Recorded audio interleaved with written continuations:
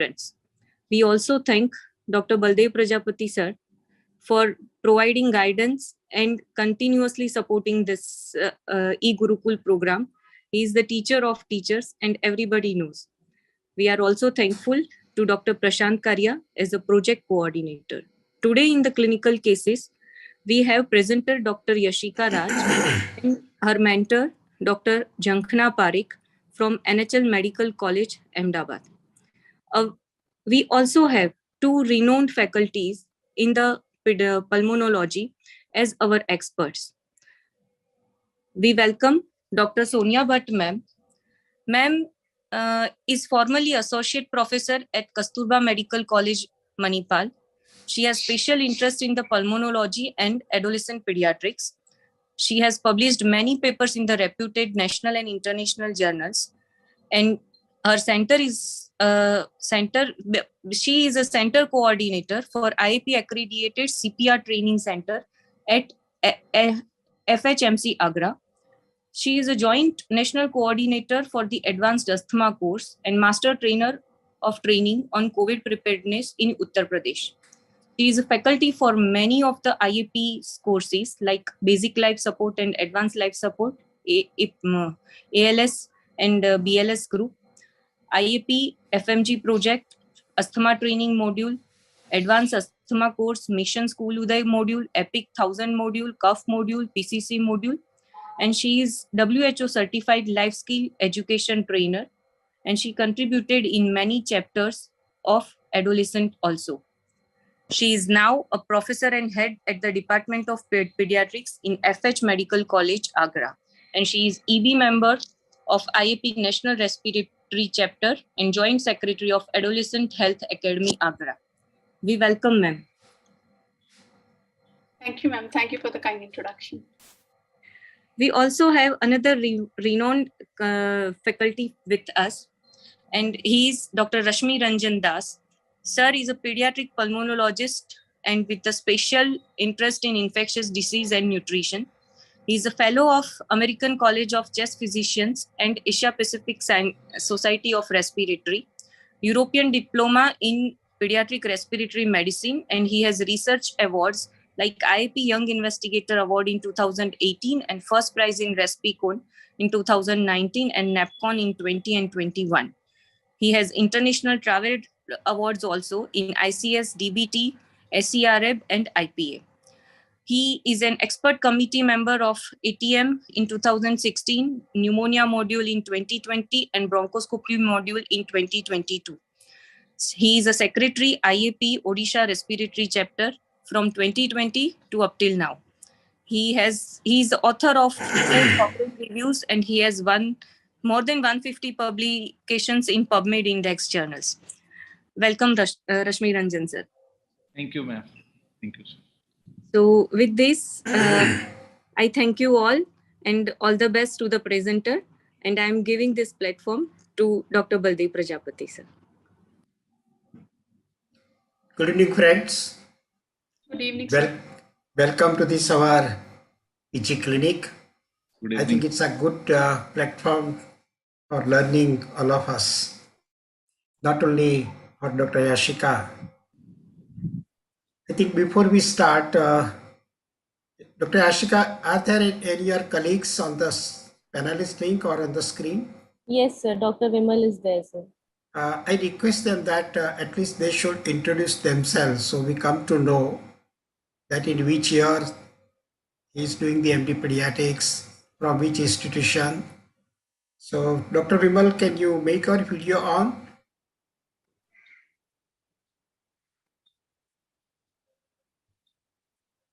Dr. Vimal, unmute yourself. Good evening, sir. Yes, good evening. I think you are familiar to me. Yes, sir. Because you are seen in the Tuesday PG clinic also. Yes, sir. Are you from NHL? Yes, sir. Okay, fine. So I think when we are talking, if you are knowing each other, it becomes easy. And even there is some closeness and it makes difference in, I will say, interactions. Another person is Dr. Sagarika. Can you unmute and even make your video on? Dr. Bimal, who are other your colleagues? Sir, I think Sagrika and Harshida both are there as another students. Okay, both are also the students. Okay, I think they must be around. They will join us when we are talking. So all of you know that this is absolutely case presentation. The flow of the discussion will be different compared to our classroom. As all of us know, there are some limitations, but at the same time, there are some benefits. The presenter first give us the history part.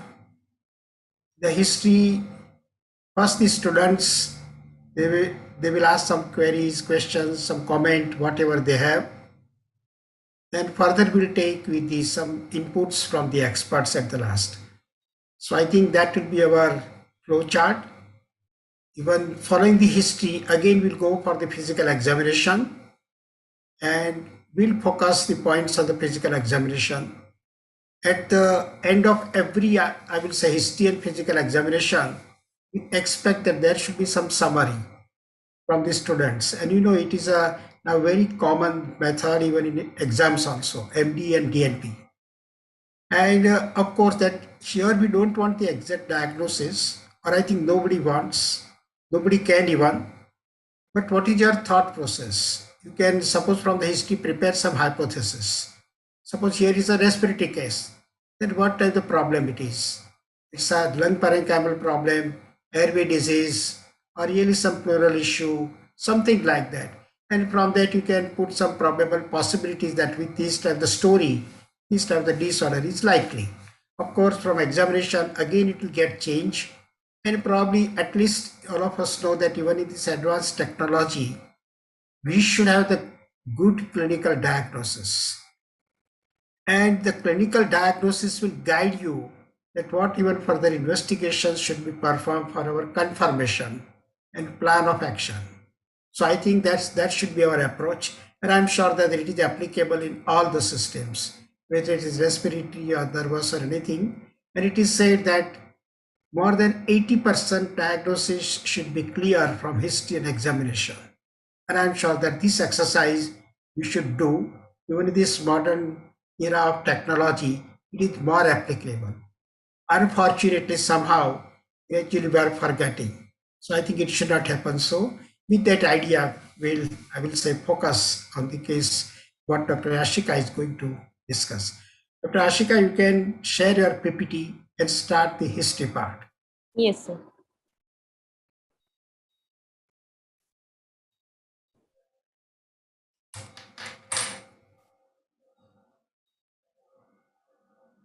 Good evening, all. Today, I am going to share my case presentation. Informant being mother of a 3-year, 6-month-old female child residing at Shah Alam, coming from lower socioeconomic class according to modified Kuppuswamy classification, presented to our hospital with the chief complaint of fever for 10 days, cough for 10 days, and vomiting for 1 day. Patient was relatively asymptomatic before 10 days. Then patient developed fever, which was initially low grade, not documented, for first 2 to 3 days, which then converted to moderate grade for the last 5 to 6 days, which was again not documented, which was 2 to 3 spikes per day, not associated with chills or rigor, relieved by medication, and patient was well during interfebrile period. Patient also developed complaint of cough, which was mild in intensity, productive, non-pertussoidal, not disturbing sleep, and not containing blood in it. There was also a complaint of one-time post-tussive vomiting on day 10 of illness.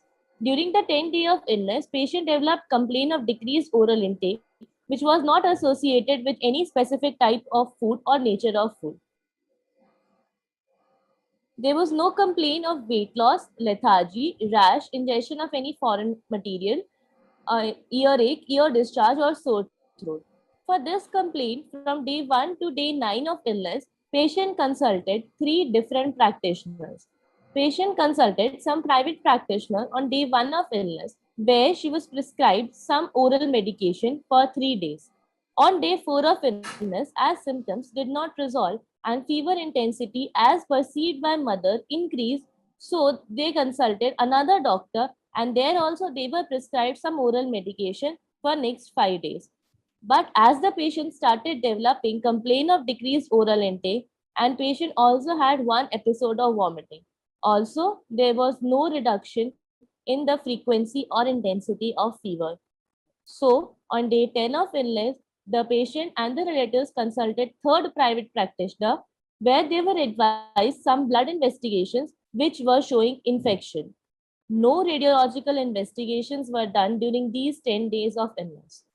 During these 10 days, the relatives perceived no improvement in the patient's condition despite taking 3 consultations, so patient was brought to our hospital. So should I continue? Yeah, I think let us go further. Yes, sir. You have only history part, so you can. Yes, sir. Progress during hospitalization. Patient was admitted at our hospital. Oxygen support was started with oxygen mask and given for 3 days. Some blood investigations were Can sent. I interrupt here, sir, 1 minute? Yeah, yes, madam. Dr. Yashika, this Yes, ma'am. child had only cough, which according to you, have you taken the negative history? Like I did not hear anything difficulty in breathing or intercostal retractions or increased respiratory rate, because this child, when she has come to hospital, has directly gone on oxygen support. So I missed it, or did you, that part I did not see in your history. Did you write?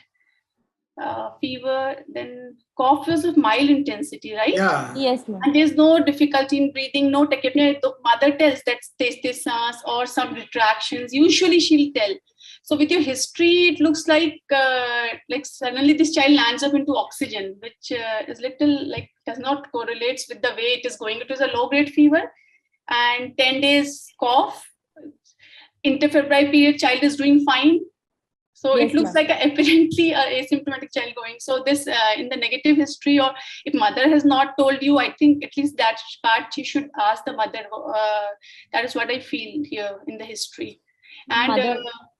and one more Mother. thing. Yes, ma'am. Yeah, tell me, what was your history like? My mother did not complain of any difficulty in breathing or fast breathing, but as perceived or as we examined the patient, we noticed.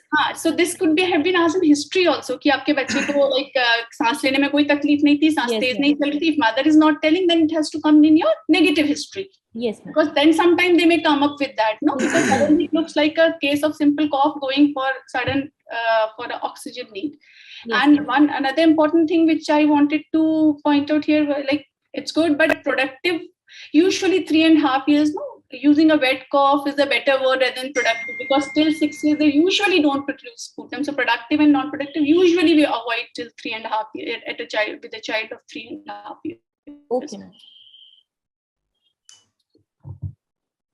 Just go ahead. Progress during hospitalization. Patient was admitted. Oxygen support was started in form of oxygen mask, which was given for 3 days. Some blood investigations were sent, which were suggestive of some infection. Some radiological investigations were also done, which were suggestive of some infection in right lung. Patient was started on some injectable medications. Repeated radiological investigations were sent, which showed improvement. Patient became afebrile after 15 days of injectable medications. Yasita, am I audible? Yes. Yes. Actually, I got disconnected in the initial part. I could I was not able to see the first part because I got disconnected. Okay, so here you have mentioned the X-ray was suspected some infection in the right lung. So what is that? So is there any sign that can tell, okay, there is some infection in the right lung?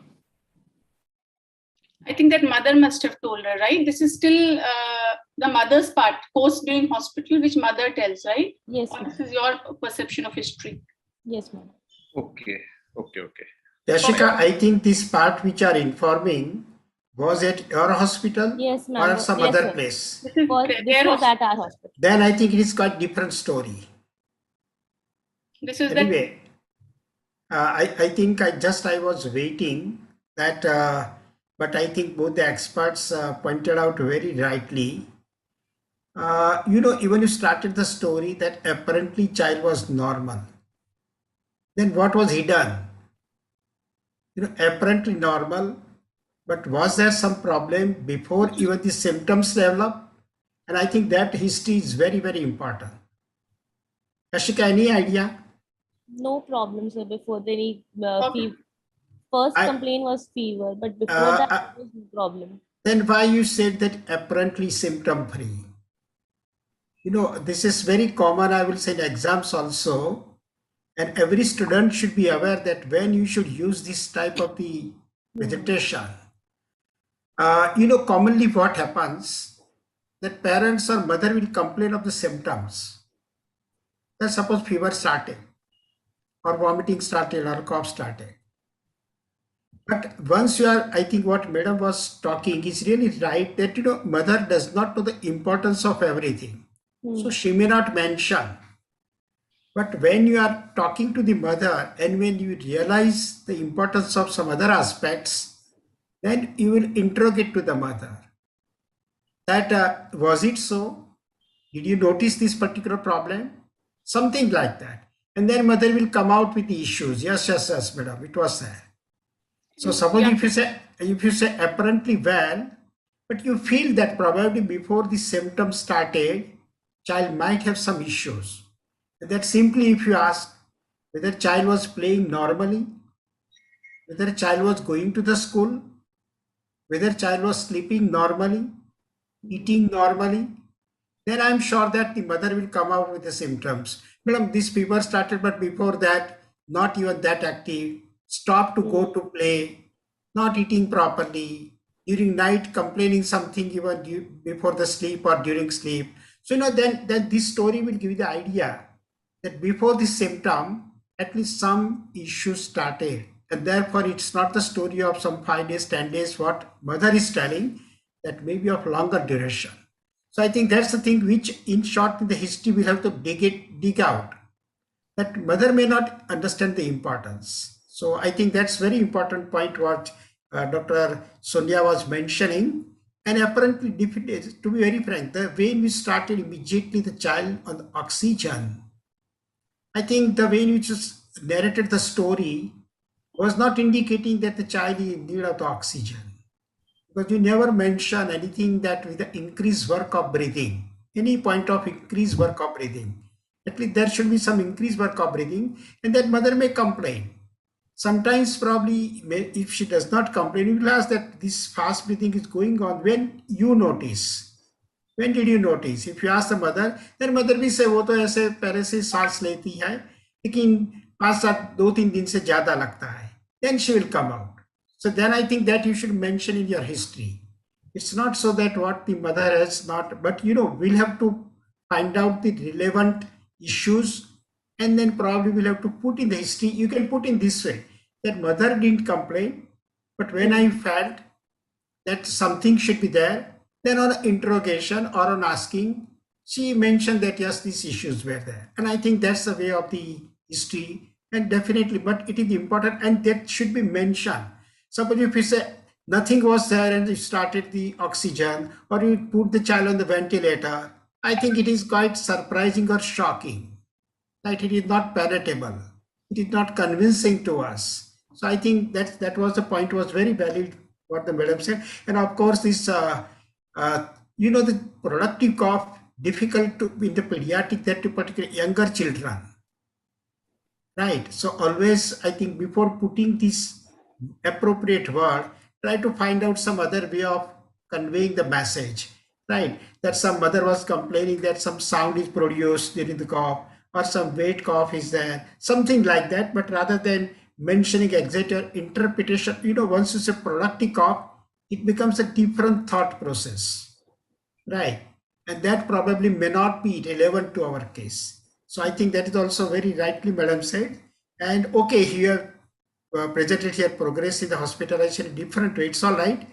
But I think you might have come out with this or something finding or so. Anyway, I think whatever we have prepared, you can go ahead. Yeah, so definitely feeding, asking activity. What sir is telling, asking history of activity and feeding is so important. It will give you a full, like, okay, she's feeling only fever, only cough. You ask, how was the child's activity over these 10 days? How was the child's feeding? That will give you a very good impression of how the child is faring. She may not identify this distress, but her child's activity, feeding, and urine output. These three things in a sick child, she will definitely tell you. So make a habit of asking that. And that gives the gravity of the problem. That's another thing I would as a clinician. That will give the idea of severity of the problem. Whatever the Avisha system is there. But when the child becomes less active, lethargic, not eating properly, not going to the school, or even suppose of chronic history, and then there is some school performance is deteriorating. All the points, in the history is very, very important. So that's a point that we should note it. Okay, you can go ahead. Okay, sir.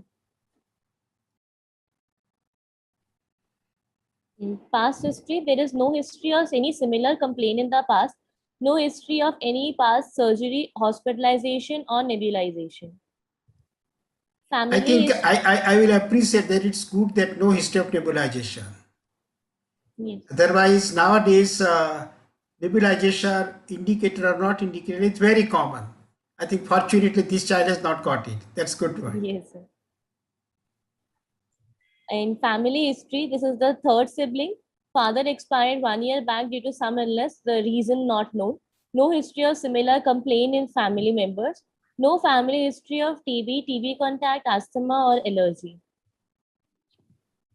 Birth history, full term, vaginally delivered, female child, cried immediately after birth with a birth weight of 3.5 kgs, appropriate for gestational age and no NICU admission. Immunization history is complete for age according to national immunization schedule, but no documents available. In diet history, there is a calorie deficit of 78 kilocalories with no protein deficit.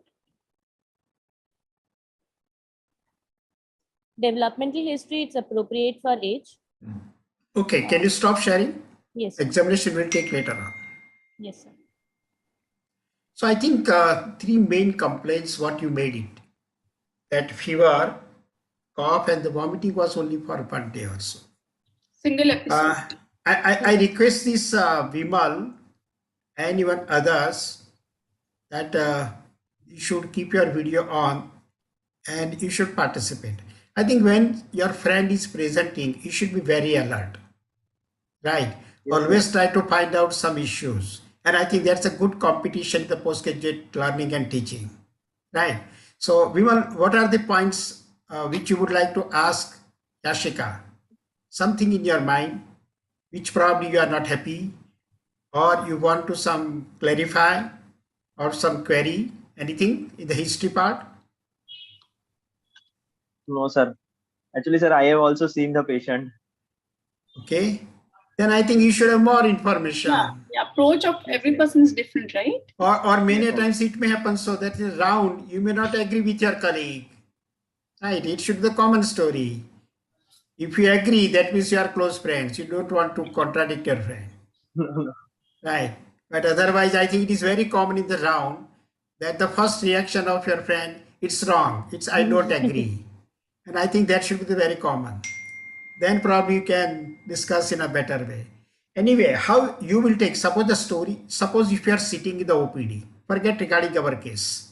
Yes, sir. You are sitting in the OPD and this 3.5 years old child is brought to you.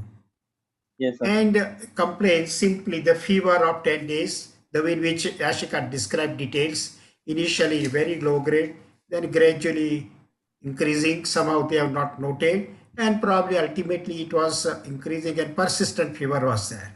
And cough of 10 days, cough also described. Then what will be your thought process? What is the likely problem? Sir, What I mean to say, I think you should start in this way.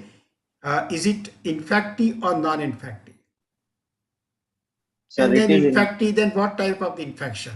So start simply, forget regarding the details of the history what Yashika has provided, right? That oxygen given and some x-rays were done, forget it. Just I am sitting in the OPD, the child is brought to me, I don't know anything details or what you are required to be done later on, but what will be your thought process immediately? Sir, probably it is infective. Sir, where is between, the infection? Where is the infection? Sir, probably the respiratory system, lower respiratory tract. What are the points indicating lower respiratory in this history part? I think just I want to remind you, always try to find out with any system where is the anatomy. Right. Suppose if you feel the respiratory, it's the airway disease, is it upper or lower, you can start in this way.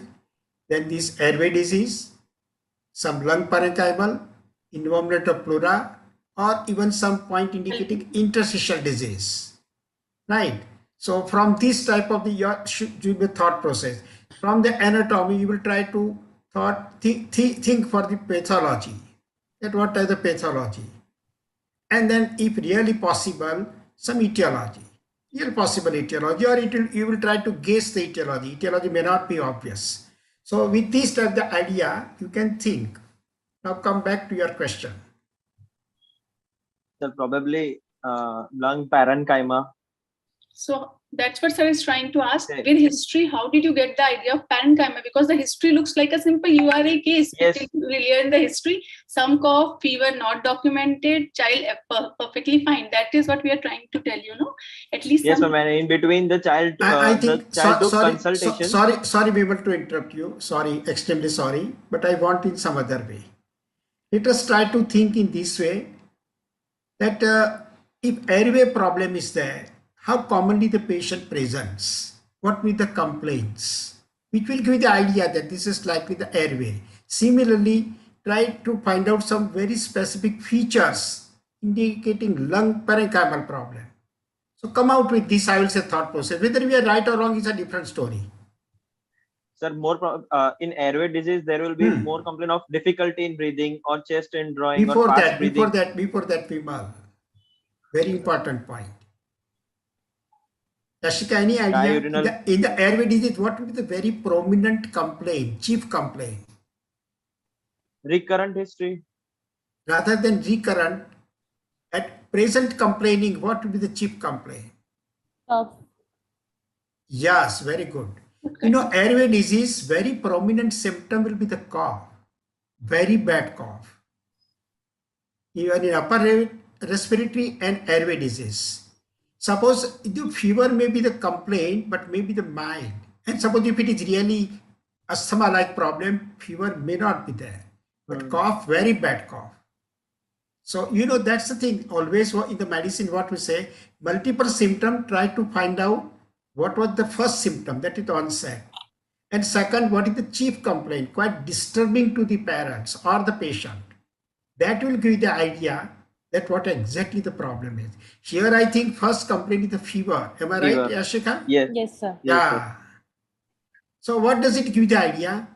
That probably some infection started, presence of some organism. Probably where it is localized, we don't have the idea. Right? And next, the cough. Then cough probably at least it indicates respiratory. But please remember, in the exam also, or I will say certain cases also you will get in the practice, not necessarily cough is always due to the respiratory system. Even cough may be the symptom due to other systems also, that we should keep in mind. Commonly, yes, respiratory, but not necessarily always. Right. Here, let us consider respiratory. Then what next you will keep in mind? I will say lower respiratory to say, Vimal, you don't have this complaint of the fast breathing, no indrawings, no sounds. I think it does not help you, right? So always never go for the prefix. Why I'm coming to this point in the exam, most of the times you know the case. That is the really greatest trouble because you are biased. And if any question, ultimately your answer is one. So that thing should not happen. Right. I think apparently if I'm sitting fever, cough, my first thought process will be the upper respiratory. The only thing that upper respiratory should not be for 10 days time. Commonly if it is viral. Right. So that thing should And initially then suppose viral, but now it has taken turn. That means some added problem. That should be the, I would say, thought process. And vomiting, what does it indicate?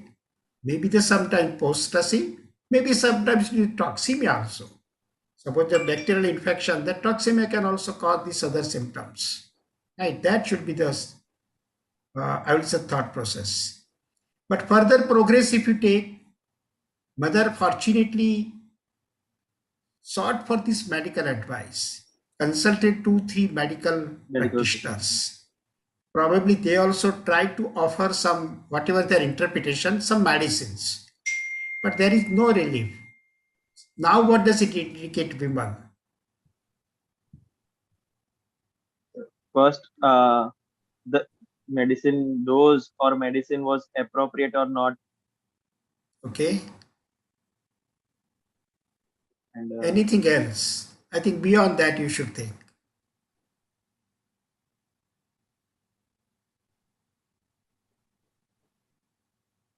Yashika, any idea from your side?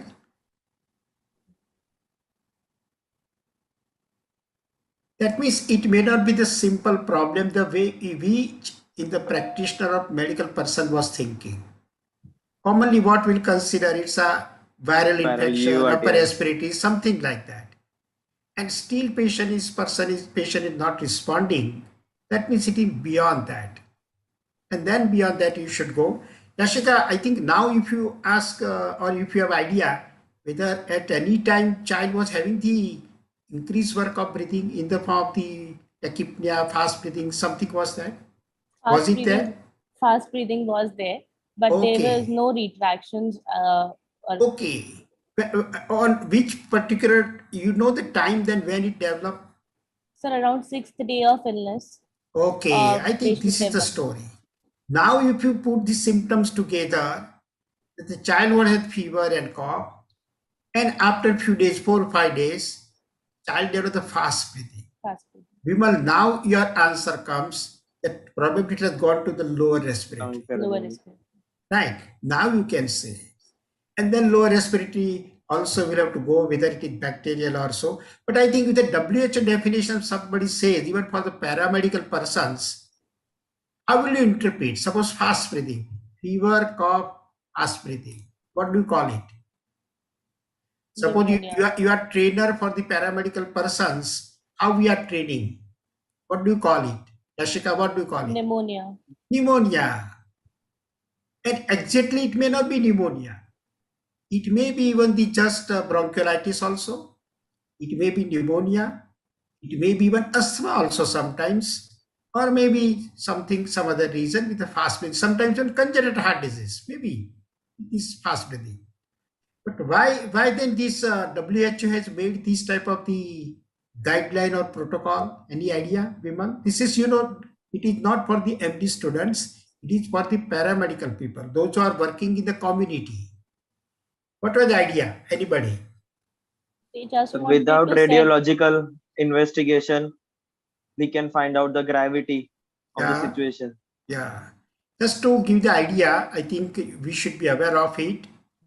That under 5 mortality of our country, particularly developing countries, is high. And we analyze their major contribution is from the pneumonia, then diarrheal disorders, and neonatal mortality. And it is said that for our country like India, if you want to bring down this under 5 mortality, you have to focus on these 3 aspects. And therefore, respiratory infections point of view, pneumonia point of view, they thought that everywhere facility is not available or medical person may not be available. So at least teach the paramedical people to find out very simple, I will say, guideline or protocol that no pneumonia, severe pneumonia, very severe pneumonia. I hope that you must be aware of this WHO, this type of the guidelines. Why they decided that no pneumonia, simple viral, some upper respiratory, simply they can offer some symptomatic treatment. But suppose pneumonia, we can watch even, offer some antibiotic, they have decided even for them also.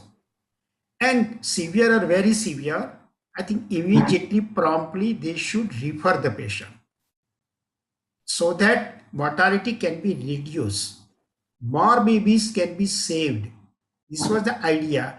And therefore, they came out with this pneumonia, no pneumonia, severe pneumonia. And please remember why they have given so much importance to fast breathing. Vimal? It can be understood by even among all the symptoms, they have given more importance to fast breathing. Why? Sir, it can be understood by the local Anganwadi worker or the primary healthcare provider. And you know, Vimal, scientifically in our medicine science point of view, if you know, certain signs they have identified, which are more reliable for our interpretation. And in respiratory system, tachypnea is one of them. It is said that whether if I understand or if I don't understand the cause, but tachypnea indicates increased work of breathing. And that requires our attention according to the severity. So therefore, you know, tachypnea is more reliable sign in pulmonology. Therefore, they give the more importance. That fast breathing, then somebody will differentiate bronchiolitis, congenital heart disease, whatever it is at the proper place, but that patient should be referred so that that baby can be saved, mortality can be reduced. So I think this is the genesis which all of us should be aware of it. And probably when we are talking to the paramedical people, they should be knowing. And I think same thing should be applied to our point also when we are discussing. Of course, sometimes they are referring with the acidosis also, and diabetes is diagnosed from this point of view. But ultimately, they will say fast breathing. So I think that's genesis what we should keep in mind. But now Yashika has gradually come with this our patient problem, that fever, cough, and some tachypnea. Fast breathing was also there, probably not improving, and therefore brought to her for the further benefit. This is the story. I think now before we go further, Dr. Sonia and Dr. Rashmi, please your expert comments, whatever we have tried to understand these preliminary points. Sir, you have perfectly told, like the approach is excellent, and like from anatomy you started, and the way you explained it is very nice. Actually, in this way, the case will be approached. And so what is the genesis of symptom? What are the first symptom? Because always it is the first symptom that will give you the clue. As sir, you correctly told, for example, the child is having fever, only tachypnea, nothing else, no retractions. So it may be simple decay also. So for the healthcare worker, it is very important that they should identify the tachypnea. That's why WHO has still written this simple sign, so that timely referral can be done. It is the kind of decision of the people working in the secondary tertiary care center to know the cause. Actually, the primary care center, they have to give some treatment and refer. And so that's why this tachypnea and this chest in drawing, which is very easy to interpret, has been still written in the WHO classification. And now they have removed this very severe pneumonia. They have clubbed this severe and severe into one, sir. And as you correctly told, sir, like it started with some URI, and on day 6 he is having tachypnea. So there is the clue. Yeah, always, you know, the progress will give you the idea that how the disease, and I think any system that give the idea that how the, and therefore we say origin, duration, progress. I think that old story, whatever they started, even today, the same thing gives us lot many information, provided we do this whole exercise properly. That's the thing. So I think, madam, anything, or should we go further? We can go further. True, sir, take only one important thing which you, as PGs, you should know that if possible, please try to ask the character of cough also if parents, because the louder the cough, less the tachypnea. Louder the cough, we can assume that this is upper respiratory. The moment the disease goes down, it goes to the parenchyma, he cough. Louder cough. So this, if possible, elder child, you should be able to ask the parents ki kaisa cough tha. The character of cough will also give you the place from where this cough is originating. So that is also a clue. And yes, progression should never be missed. The day 6 you had an idea, but you did not mention, and that confused the whole genesis. So though history is very important, each day of history is important, beta. That is what you should remember. Yes. We can go forward. Yeah, I think Madam has brought out, just for the sake of the students, please read the cough in details. Yeah, and understand in your daily rounds in every patient. That just, and I'm sure that in the exam also The experts like Madam or Dr. Rashmi, they will ask you more details of the cough. Because it provides lot many information. Suppose if I say simply, let me from the exam point of view, Dr. Bimal, usually we say that neonates don't cough because they have not the mature cough receptors. But suppose any neonate is presenting to you with the cough, you should take it seriously. Don't prescribe some drugs or send at home. And then, Yashika, what are the common reasons or causes which you should keep in mind for neonates? Someone mother says very bad cough, or even you have noted in your OPD that yes, this baby has the cough. And in the neonate, we should not take it lightly. Then what are the some reasons coming to your mind? The neonate presenting with cough? It can be aspiration. Okay, very good. Absolutely right, which is common. It can be because some anatomical defects in the airway. Very good. Clyde, can you give the example? Like laryngomalacia. Okay, but I think laryngomalacia may not be that problematic. Noisy breathing. Yeah. So you get a spider here. But yes, but the anatomical malformation you have given that this, I would say, reason is good. Can you give some example? Which is very common, I would say, in the practice. Tracheoesophageal fistula. Very good, very good. Fistula. Absolutely. And never forget, and therefore any newborn complaint with the cough or if you're observed, don't take it lightly. Any other, mother said that the very bad cough to my older sibling also. And now this newborn has developed this very bad cough. Suppose 2 years old child, other sibling is there. And mother says that the very bad cough to this child. And now somehow developed to this child. And by that 2.5 years old child is having the cough since months together, weeks together. And it is infection. I'm giving the clue. Pertussis. Yeah, pertussis, very good, Bimal. And it is a vaccine preventable disease. And pertussis in newborn neonates is serious disease. It's causing more problems, morbidity, and even the occasionally mortality. It can cause even the apnea, even the vomiting, feeding problem, aspiration, so many issues. So never take it light. And I think it's not uncommon story in our practice. We do come across such issues. Anything else? Still, any other infection? Which usually we say it's a atypical. Mycoplasma.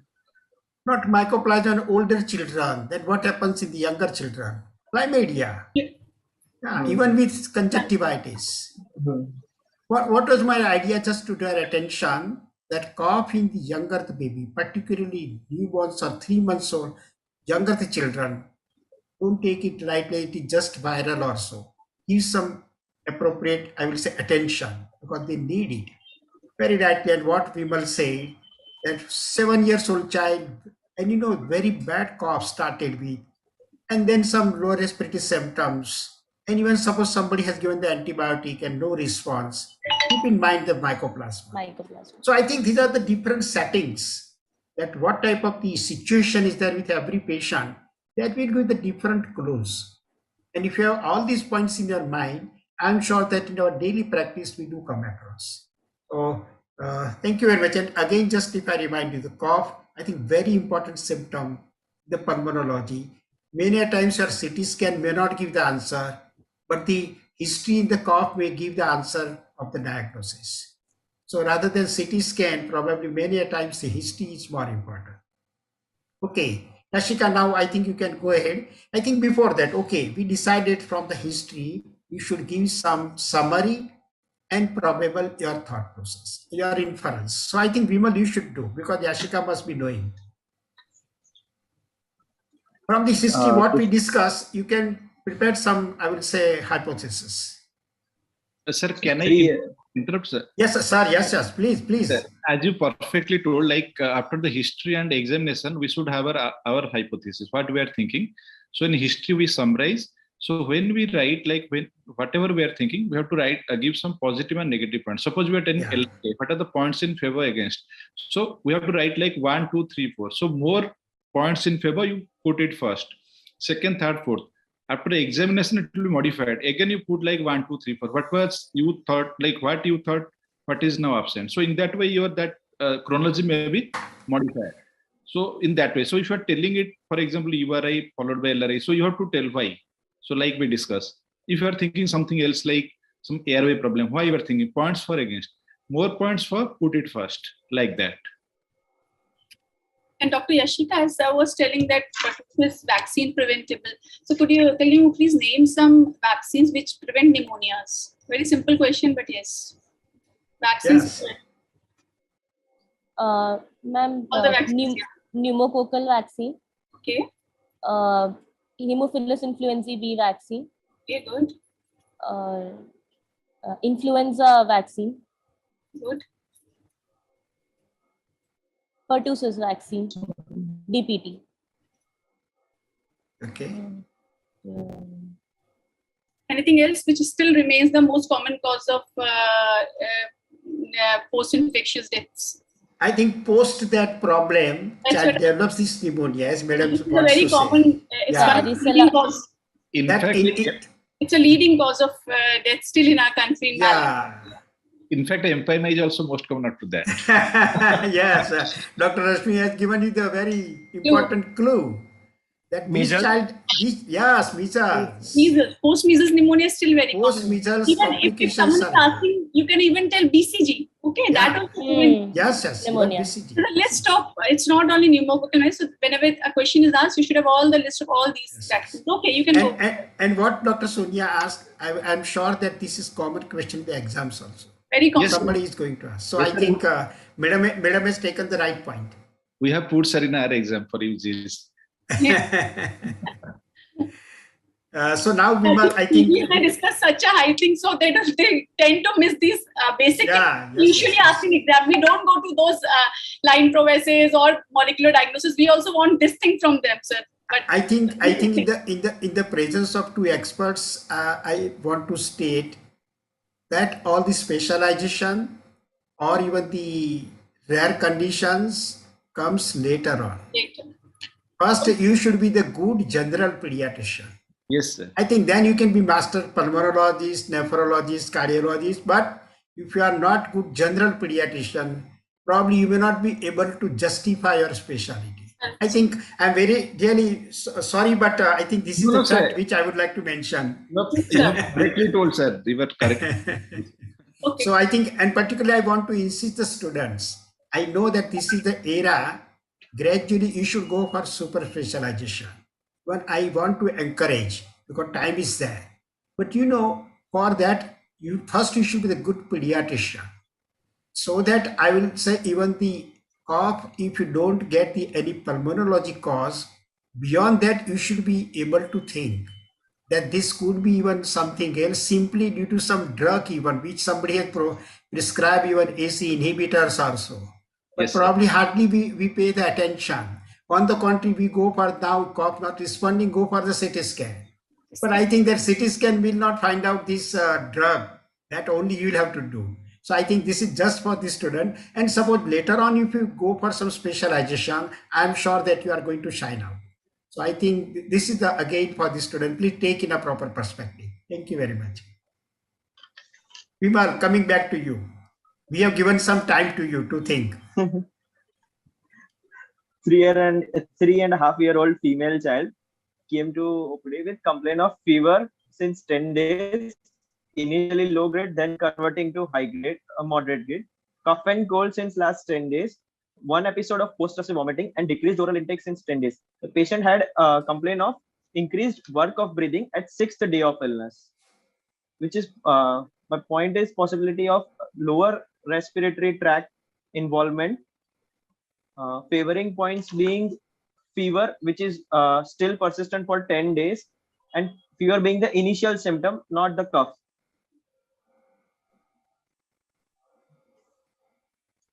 Okay. Dr. Rashmi, would you like to take further, please? Yes, sir. Sir, like what Dr. Bimal told, what we tell our student to present when they present the summary. So you have to tell a 3.5-year-old child, resident of which place, informant in the mother, developmentally normal, product of non-consanguineous marriage who presented with complaint of this.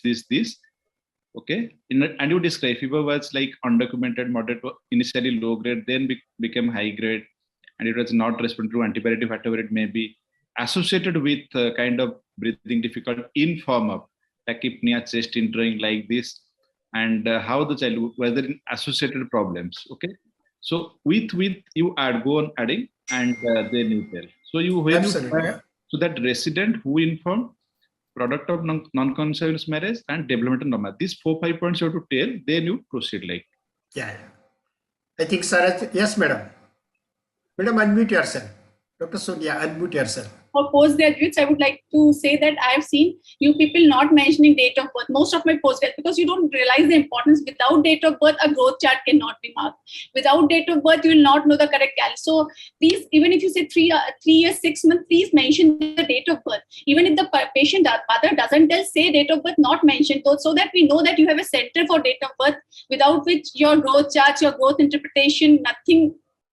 No importance, because you see the growth chart, you have to start with date of birth, right? So please make a habit of asking date of birth. It's very, very important. Okay. So I think so precision both the experts mentioned. It's very important for all of us to learn. And hidden they have given so many ideas. If you say non-consanguinity, I think many conditions to give the importance or not can be decided. Second, full-term and pre-term. That is also the prematurity, even later on also respiratory problems in any other forms it is going to be. Whether kept in the NICU, ventilatory, invasive, that all these informations.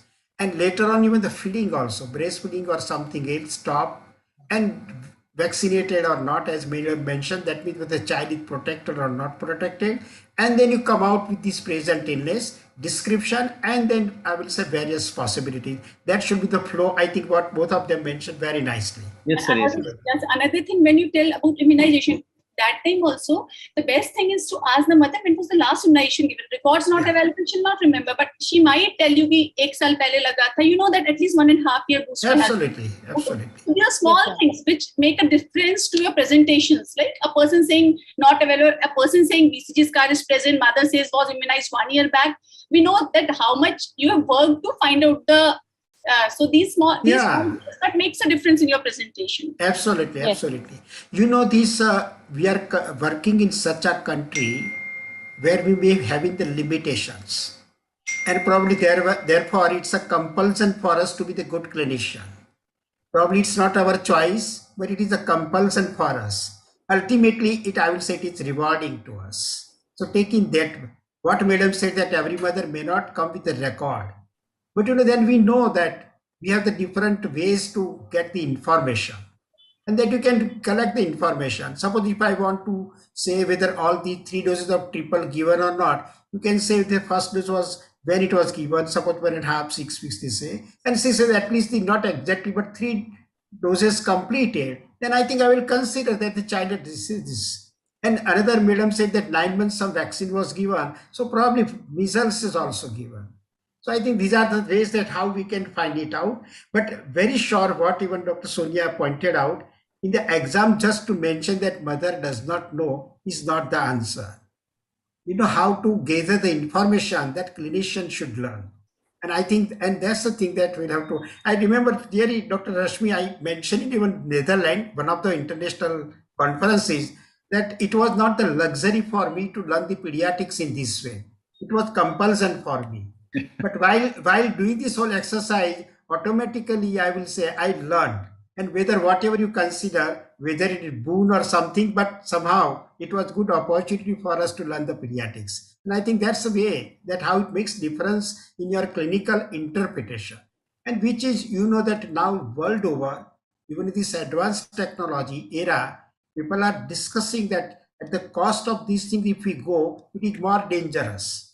It's more dangerous. So I think we have devoted sufficient time to this part, and I'm sure it is worth to do it. Thank you very much. I think, yes. Sir, another small thing for the students. Previously, what was happening, people didn't have this WhatsApp. So what happens, suppose mother has come to the hospital, you are immediately admitting. So they might not have all the information. So you tell, sir, immunization card not brought, so I could not confirm. That is not the way. So what you can do, you can ask if some person is there, they can just simply WhatsApp also. So this happened. I went to Kashmir for examination, and I asked the student. So they were coming from some 100 kilometers away, and the girl told, "Sir, I have asked them to WhatsApp me the immunization card." I was so happy that to that extent, I thought that okay, that is it. I should get it. So and like nowadays, even was Dr. Rashmi said exactly that the thing has become easy for us. And now even I said remote place also they have this facility.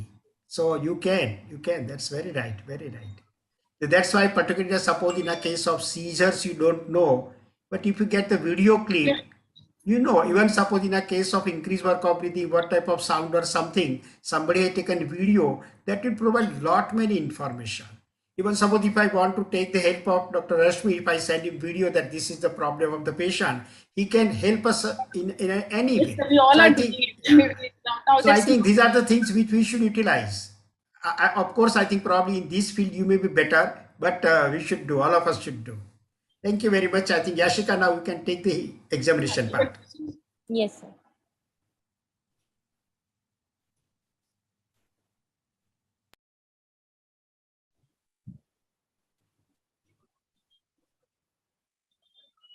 I've examined the child in good light and proper exposure. Child was examined in supine position on the examination table with verbal consent from mother. Child is fairly built, conscious and oriented. Vitals. Temperature was 103.5 degree Fahrenheit in right axilla with digital thermometer. Pulses were 160 per minute in right radial artery with regular rhythm, good volume and all peripheral pulses well palpable. Respiratory rate was 60 per minute, regular abdominothoracic with no retraction seen. The blood pressure is 102 by 66 mmHg in right brachial artery with sphygmomanometer at the level of heart.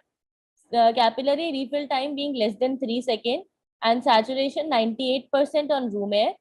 Pallor was present. There was no icterus, cyanosis, clubbing, edema or lymphadenopathy. Anthropometry wise, the child falls in normal growth. In head to toe examination, from head to toe, everything was normal. Throat was clear, not congested. So in systemic examination, as per the above mentioned history, I would like to examine the respiratory system first. Respiratory system inspection. The child is in sitting posture, well exposed, respiratory rate being 60 per minute, tachypnea present, rhythm being normal, shape of the chest normal, no paradoxical movements of chest wall seen, no increased respiratory efforts seen, symmetry as viewed from side while patient supine was no asymmetry found, chest movements were equal on both sides, no scar seen over the chest wall, tracheal position being central. Dr. Yashika, I just want to interrupt you. So this 60 respiratory rate for a 3-year-old child, to what system now you are attributing to? Like, is it due to when you're examining the child, it is due to fever? This child is having tachypnea, because apart from tachypnea, there's nothing to say. So you are telling there's no increased respiratory efforts, only tachypnea. The child is very comfortable. So this is either due to a very high grade fever or metabolic. Or so according to you, there was nothing apart from tachypnea, right?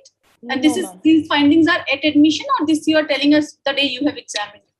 At admission. At admission. Okay. Okay. Yes, okay. Fine. So SpO2 has not been seen till now. This child was with you and with this. So SpO2.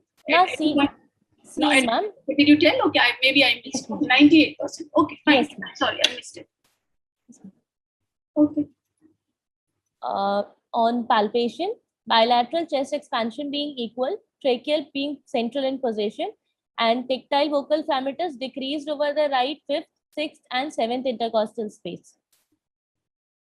Percussion, resonant note over the left lung, dull note in right 5th, 6th, and 7th intercostal space. Where 5th, 6th, 7th areas, like this. Completed, then probably will come to the discussion. Okay. On auscultation, decreased air entry in the whole right lung fields. No any other sounds were heard. Vocal resonance was decreased over the right lung fields. Other systems, CVS, per abdomen and CNS being normal. Should I go further, ma'am? Examination. You have any point on examination or investigations? No, sir. Investigations after. Then you can stop. Yes, sir. I think we'll discuss only examination. Yes, sir.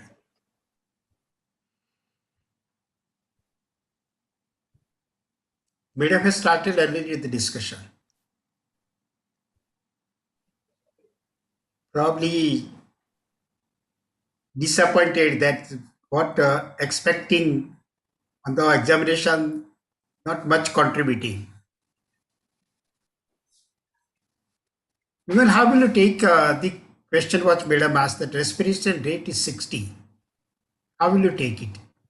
Is it due to the, and Yashika, was it during the febrile status?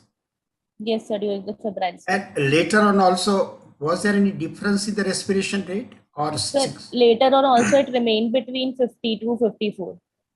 Okay. In short, tachypnea was there.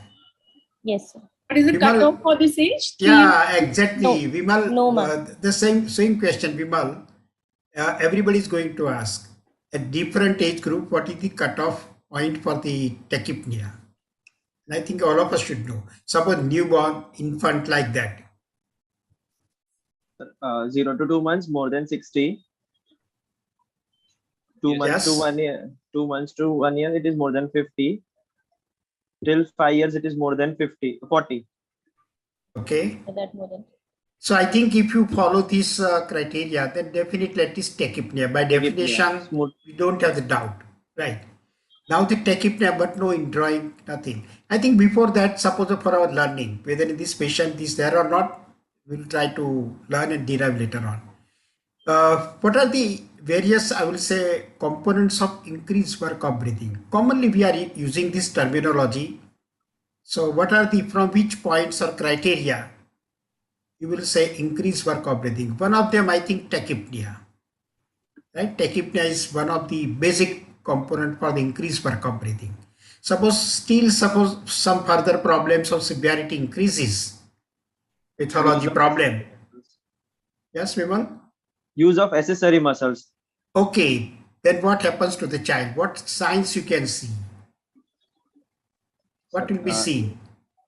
Sir, inside subcostal retractions, intercostal retractions. I think at the same time, I wish from you, with the involvement of each, in drawing of each area, whether is there any significance? Does it indicate some pathology or problem? Can you consider in this way?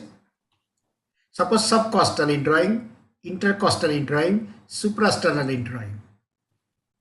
Right. And you know, in any condition, gradually when it progresses and it reaches to the severe level, the indrawings will be at all the levels. It will not help you to differentiate. But if you ask in the history or if you have seen that where it started, sequence, yes, that sequence will give the idea. So I think, can you take this point? Sir, suprasternal retractions are the last to appear, more severe. And if the respiratory distress is more or temper Vimal, one patient presented with only suprasternal. Suprasternal. Upper respiratory tract involvement can show only suprasternal retraction. So say upper airway obstruction. Right. Then you can try to find out where it is.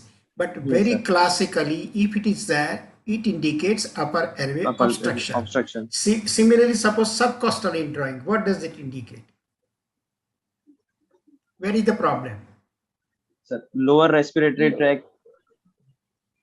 Can you give some example so that we can remember one prototype? I think everybody should remember one very classical example so that we can follow it. Suppose if it says suprasternal and upper airway obstruction, very classical in a case of Krupp syndrome. Right? It presents in this way. Similarly, suppose subcostal indrawing. It started with only subcostal. Bronchiolitis. Very good. You may get in a case of bronchiolitis, right?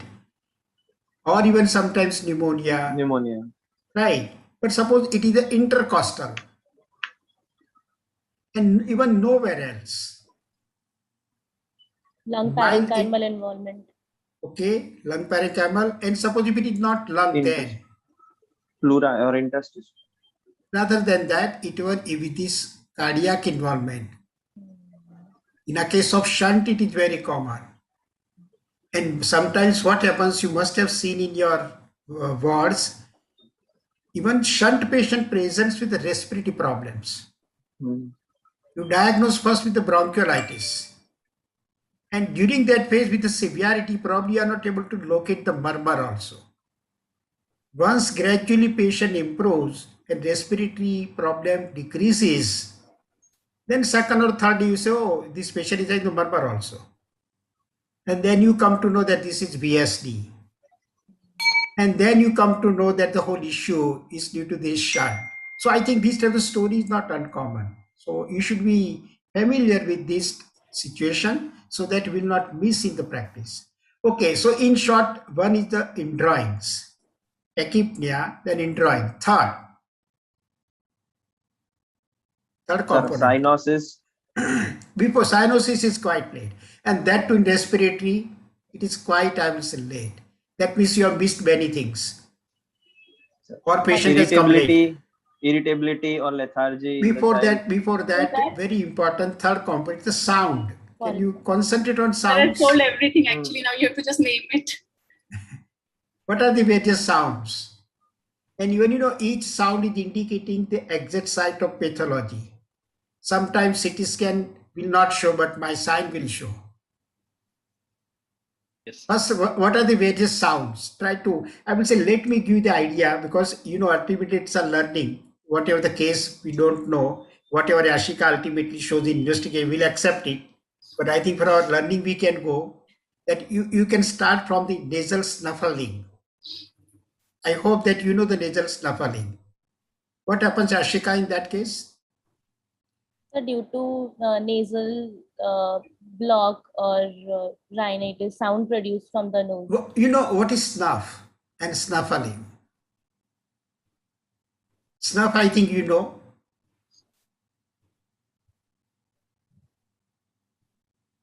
I know you don't know. Unfortunately, it is disappearing, but we have seen our childhood, the grandmothers using this snuff and snuffling. They in Gujarati chikni, I think, I don't know in other languages, but they will put in the nostrils and try to smell it. And whatever the sound is produced during that, it is snuffling. And in which condition nasal snuffling will be seen in our clinical sign? Simply sometimes rhinitis, but before that, any specific, I will say it's a very important sign of one congenital infection. Yeah, I want to give the idea. And one of my patients later on, I realized that nasal snuffling was there, which I didn't pay the attention. Mother was saying that janam se usko shardi to hai, but which was not shardi, which was not cold. Which congenital infection? It's a congenital infection. It's a bacterial infection. Not common. And it is one of the component of torch even. Now not common anymore also. Now all hits. Yeah. It's a history actually. And it is, I will say, penicillin is still very good effective in this infection among all the antibiotics. In fact, that sign is earliest. Like in that infection, it appears early, actually, very classical. Yeah, it's a congenital syphilis. Right. So start from nasal snuffling. At least remember one condition for each. Suppose now the snoring.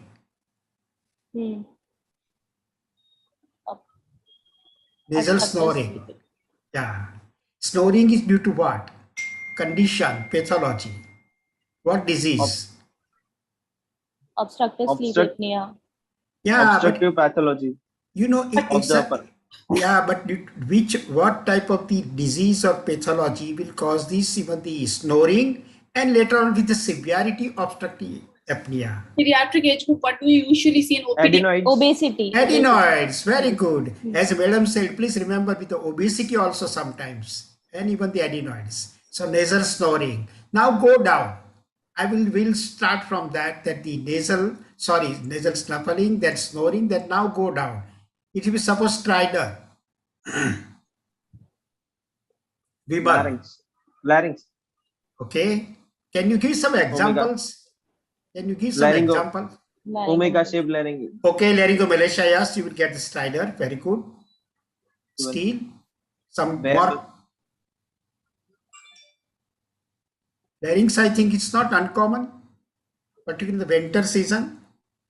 Yes, Dr. Mayank has put the subglottic stenosis. I think that only pulmonologists might have seen. I have not seen, but yes, it is there. Yes, sir. Rare, very rare. Agreed. So, like post-intubation or congenital, both can produce, but rare. It's not common. Even the Krupp syndrome can cause this. Krupp is one of the classical. Common for us, I will say, general pediatric practice. Beyond that, we will take the help of the specialist, but that we should know. Right. Then, even suppose that Krupp, laryngomalacia, everything rolled out, persistent, and mother says since birth. Okay, occasionally laryngeal foreign body can cause it. May not be so common, but yes. But now it is said that it is not a pulmonary cause. But stridor is there. Sign is pulmonary, but disease is not pulmonary.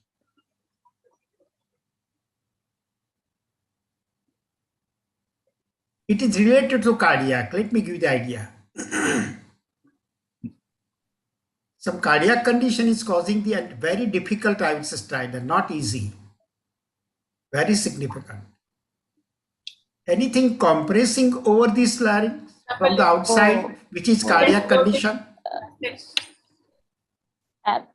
Yes, Yashika. Yashika, I will give the hints, but answer should be from you. Because gradually I am learning as a teacher, the teacher should not answer. Answer should be from the students. And wait for even whatever the time they take. Yashika, now you will have to say something. Aberrant subclavian. I think Dr. Mayank is acting very fast. Double aortic arch, or at least vascular ring. Vascular ring. So even some other mass can also press it and can present with this.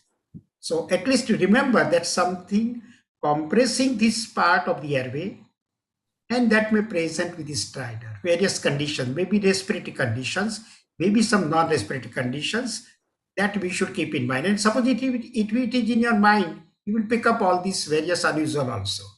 Then come to the mind this rhoncus and rhonchi and wheezing. Rhoncus is different and rhonchi is different. Anybody? Or both are same? I think respiratory as a whole, we say the chest signs. We don't go for differentiation. In the round, what we say, chest signs decrease or chest sign increase, whatever the sign it is. I think it's a very smart statement. But the exam, they don't allow us. After passing, probably so many things we can do, but before passing, we'll have to understand. Larger the airway, with a narrowing, suppose in a case of bronchial asthma, whatever the sound you get, that is the rhoncus. And the secondary and tertiary airway branches which are getting, this is wheezing. Right? Now, what is the rales? I think rales, crepitations, everything we are considering same. But again, probably it's not so. I think in a bronchiolitis cases, commonly we say crepitations. But if you have seen, if you have done suction or something in some baby, that disappears. And then again, the sound comes.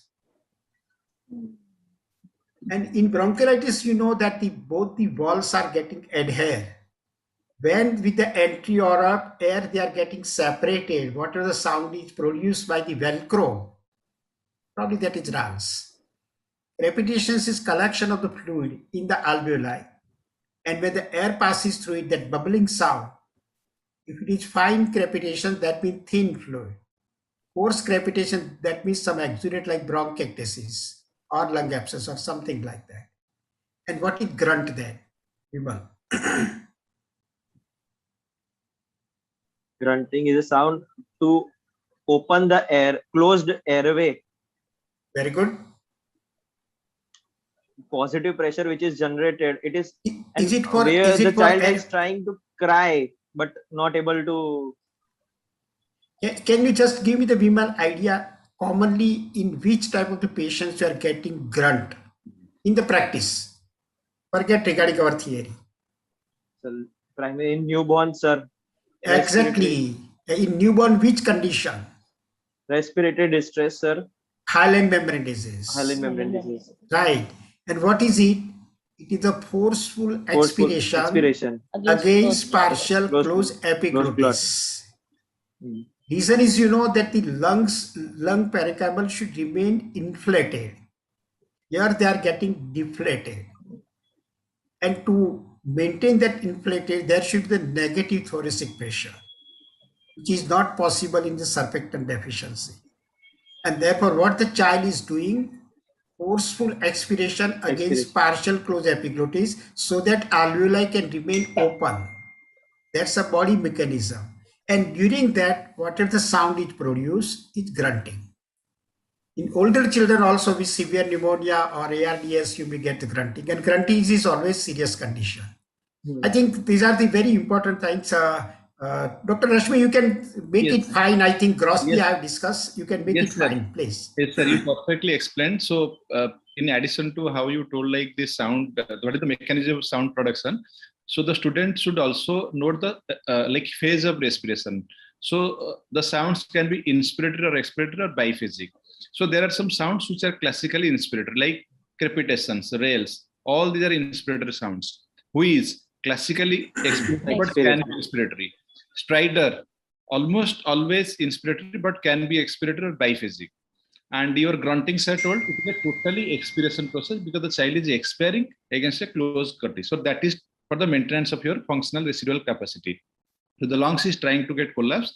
So like if the lung collapses, child cannot survive. So he has to maintain the efforts. That is functional residual capacity. So whenever you describe, so you tell in which phase of respiration that is happening, so that it will be kind of easy for you. And as I told, this grunting will occur in case of any kind of surfactant deficiency or there is a severe pneumonia also. The child is going into respiratory failure. So grunting is an ominous sign. Whenever the grunting develops, the child will immediately require some kind of assisted respiratory support, like maybe ventilation, something like that. You cannot leave the child actually.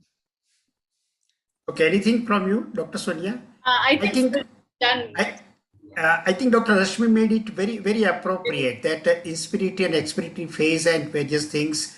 I think this is the difference in the specialized person. Thank you very much, Dr. Rashmi. You made it very rightly.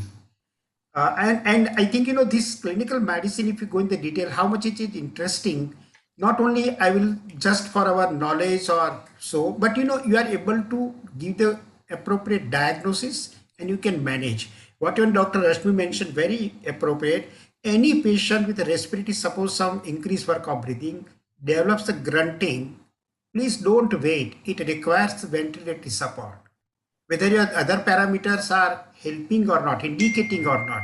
But I think it's a very good clinical sign to go for the further support. And you know, it makes difference in our outcome of the patient. Ultimately, we are discussing all the points for our learning so that we can help the patient and we can make the difference in the outcome of the patient. We can prevent some problem or complication. So I think, you know, this is the thing that why we are discussing so much this art of medicine. Thank you very much. I think not many things you contributed. So now coming back to Yashika, your case, where we stand. Vimal, I think she has given all the findings. You know, in the general examination, one part is missing. And I think that is very important. Some, I will say, suppose harsh examiners may not allow us. What is it? Yashika, go for introspection. One important point you have missed it. Vimal, growth chart. True, sir. Growth chart is not seen. Without growth chart, with what? And nowadays in any system, I will say, the pediatric practice, growth chart is very important. And I will say not only for the exam or to mention it. Yeah. If you really follow it, it exactly gives the idea that when the disease started even. Mm. At what age problem started. Suppose some failure to thrive or not gaining weight or height and everything. If you are following, if you have some support points, parameters are available of the past, and if you put on the growth chart, it gives the idea that baby was doing well up to 6 months, 7 months, then started the problem. And you know, that will give a lot many information. And to be very frank, now I am having developed that habit that if the growth chart is not seen, I tell my resident I will not see the patient because I don't know that what I'm doing. So it is very, very important. And for the exam point of view, to all the students, even keep the growth charts with you. You will not be able to say in the exam that they are not provided. And all the different growth charts, even for the Fenton growth chart for the newborns also you should have. And I'm sure that if you can please any examiner growth chart, probably some other your mistakes will be get diluted. That okay. True, sir. We are very particular about growth and development. And I think in the respiratory system, some chronic diseases there, I think cystic fibrosis, you can see on the growth chart, rather than that, the signs and symptoms. That definitely will give the idea.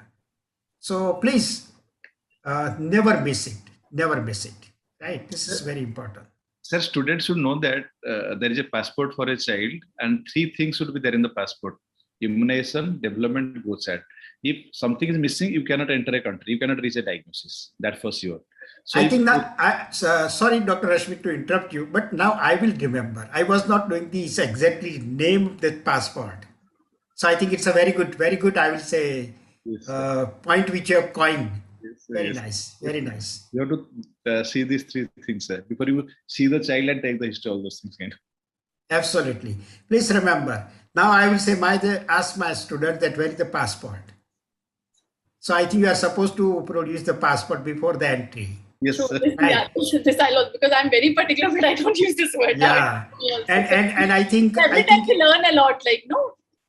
And I convey the students that even from today's discussion, if you remember some of the points and particularly this, I'll be happy that our I will say purpose is served.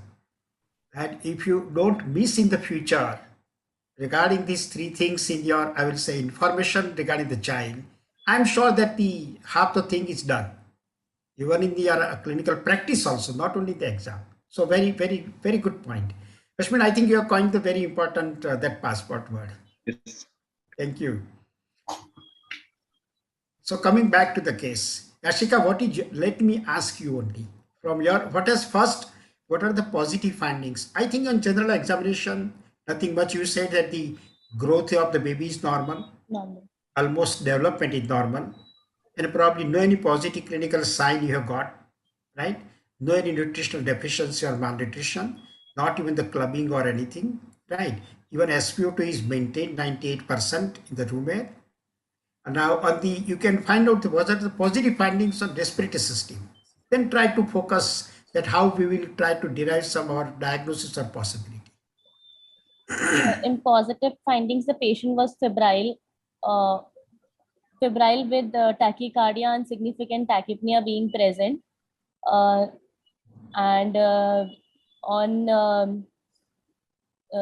palpation, there was decreased systemic examination. If we see, there was decreased tactile vocal parameters which was seen, and on auscultation, decreased breath sounds over the right lung fields were heard. I think I request our experts to take this clinical examination, please. That how they should interpret and what are the findings in our patient, how they should go. Please, you can take it. Yes, Dr. Yasika, you told that there is significant tachypnea. What does it mean when you tell there is a significant tachypnea? Because you told this term.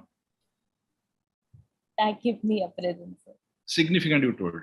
No, you are correct. So when you will tell there is significant tachypnea. Sir, when it is disproportional to the rise in temperature. No. Always you have to bring down the temperature and see the respiratory rate, because you know it will change the respiratory rate. That's what we asked, no? That it was related to fever or yeah. So when you will tell there is significant tachypnea, you are correct, because that means the child needs immediate attention if there is only tachypnea. Okay, actually there is no kind of Indian guideline, but the British thoracic guideline that tells that in infants up to 1 year, it is kind of more than 70. 70 and more than 50. These are the cutoffs for significant. Yeah. And in children more than 1 year, 50 is the cutoff. So the child is 3.5 years. She is having almost 50 to 54. So you are correct that she is having a significant tachypnea. Okay. So that means you uttered, but you should know why you told. Okay. Yes. And you told the findings like the child is not like 98% on room air. So that means the child is not hypoxemic. Not hypoxemic. So that means whatever treatment she has received from the outside, so you can tell that, okay, there is a response to that treatment. Okay. And what you find in the examination, you told there is kind of decreased tactile vocal parameters in the 4th, 5th, and 6th space on the right side, along with, I think, decreased air entry, you told. Yes, sir. There was no added sound. No, sir. Okay. So what does it indicate? Whenever you are getting decreased air entry and there is a decreased tactile vocal parameters, what does it indicate? I think Vimal, you can answer. And Yeah. suppose something is wrong, sir will correct you. Yeah. So Always I think you should interact so that we can learn. Yes, sir. So pathologically, what do you think? Don't tell the diagnosis. Just what is the pathology? Clinically, with these findings, what do you feel it can be? Yeah, pathology. What is the pathology?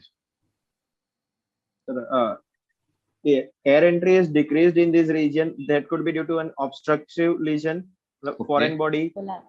Okay. collapse, and Okay. even pneumonia could also lead to, but there would be foreign sounds in pneumonia. Fremitus, you go with your fremitus also. You're told fremitus is decreased. Now you think of that way. Yeah. So decreased air entry with decreased tactile vocal parameters with no added sound. What could be the pathology? It can be effusion. Effusion. So 4th, 5th, 6 spaces. So effusion. So you are telling there may be loculated effusion, that is localized. Okay, because that area is out, that is quite above, and fluid will not stay there. It has to trickle down. So you are telling it may be a kind of localized effusion. Okay. Anything else? Can you tell? Can you please tell area like which lobe or which zone it is kind of localized? Right upper lobe.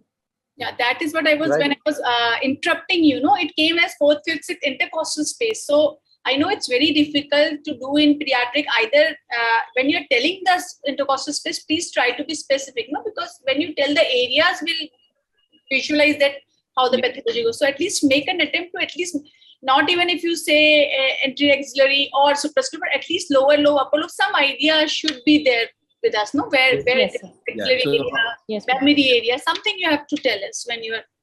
Yeah, so most Yes, of ma'am. the upper lobe and maybe part of the middle lobe also, Lower. or it is fitting into the middle zone actually, because 4 to 6 we are telling, so maybe middle zone. So you can tell middle.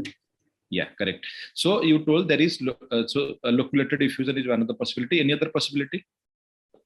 Abscess. Absolutely. Okay. Yeah, Ashika, I think I want to interrupt you. Always keep the common possibilities first. In a well-nourished child, Even loculated effusion probably even may not be the common. Yes, sir. Effusion may be the common, but Effusion might be. localized. So on the contrary, with these findings, try to localize that. What are the pathology? Etiology, forget it. As you said, tachypnea is there, number one. Second, in very defined right side area, you say that air entry diminished. With that, you said tactile vocal parameters is diminished or increased. What did you say? Decrease. diminish, she said. So Decrease. And you said this vocal resonance increase.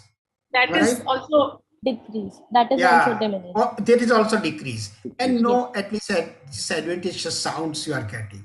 If you put all the points together, what type the pathology? Just I am giving the idea. Try to think. Is it really some consolidation? Is it really some collapse? Or even the collapse consolidation, suppose not explainable, you can put in this way.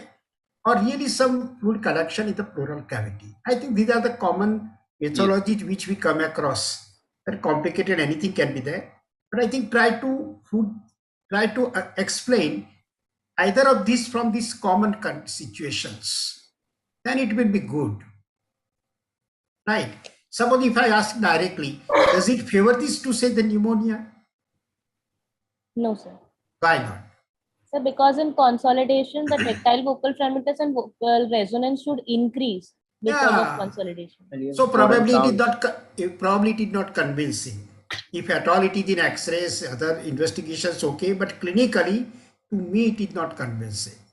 Of course, as Madam said, it is very right, and you can put always one caveat that younger the children, particularly I think 3.5 years, not that even younger, but still, or in infants with a very small chest and the different areas very difficult to localize, and that our findings to put and then to derive this pathology probably is not easy exercise. But as Madam said is right, you can make the attempt at least, right? Your interpretation may be totally different, or at least your understanding should be stated that what is your understanding. If you are knowing, then probably your interpretation may be right.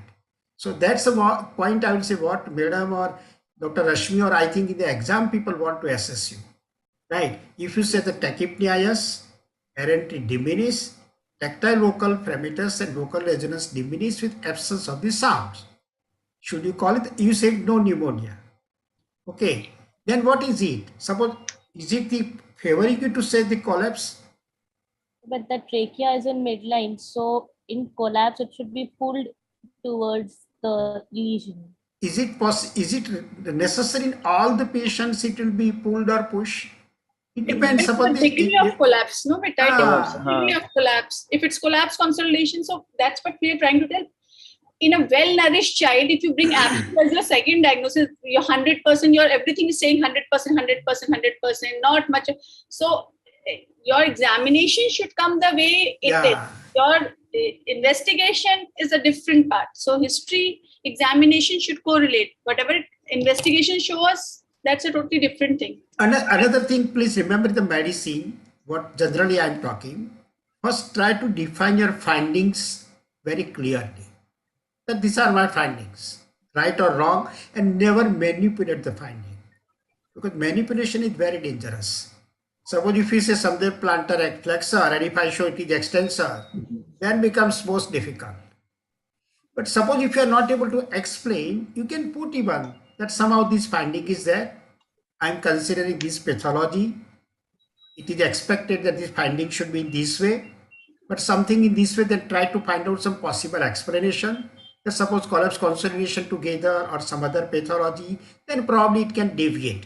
So try to put some possible explanation, and then probably it is right. Or still not able to explain, you can keep the question mark. That this is the sign somehow I am not able to explain, and I'm sure that every examiner will consider you. So you should be very clear in your thought process when you are presenting, right?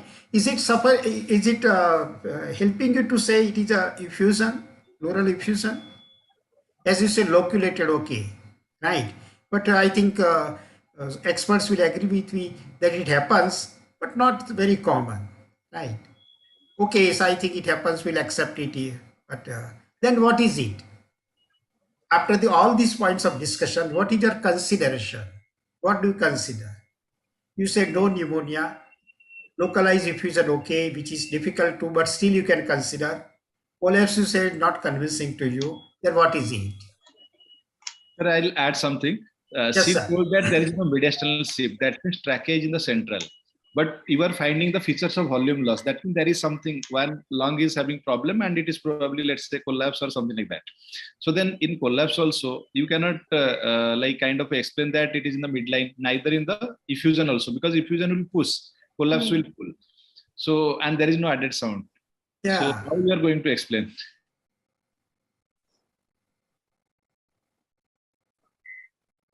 So Vimal, would you like to add? Can you help Yashika? Sir, in collapse, the chest movement or the movement would be decreased over that side. But here both the chest movements are normal. Okay. Anything favoring effusion?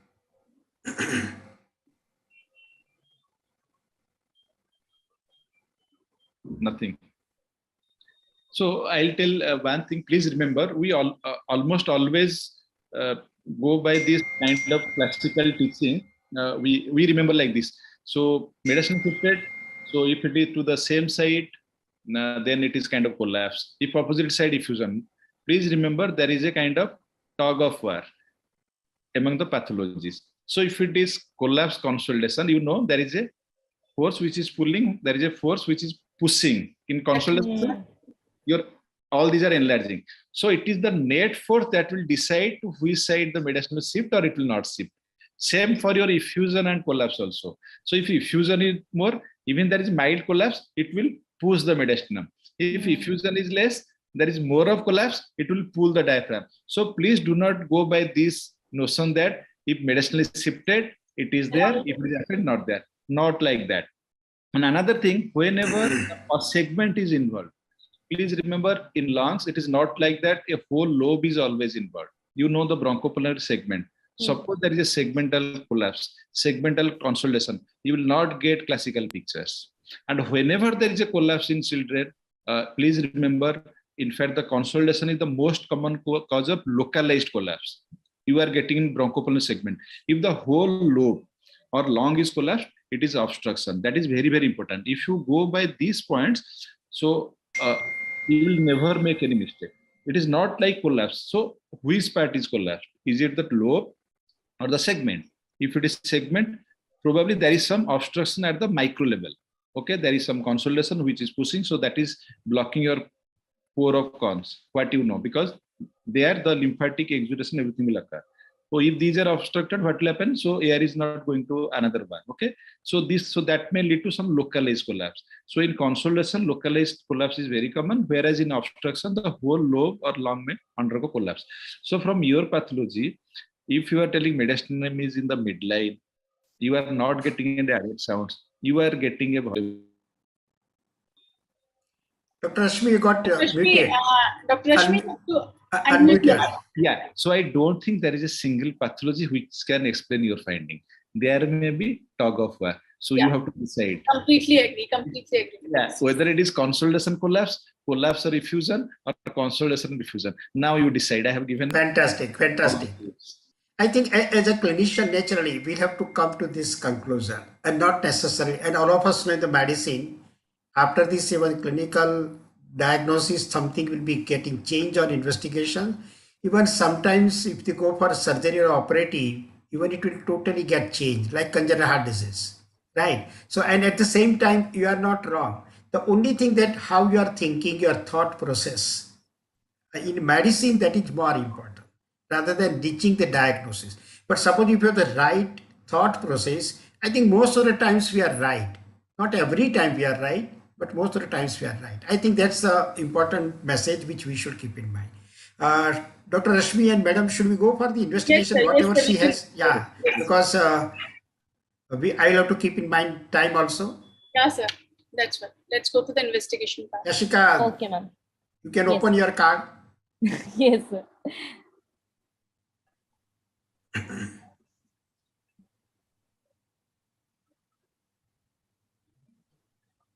These are the investigations.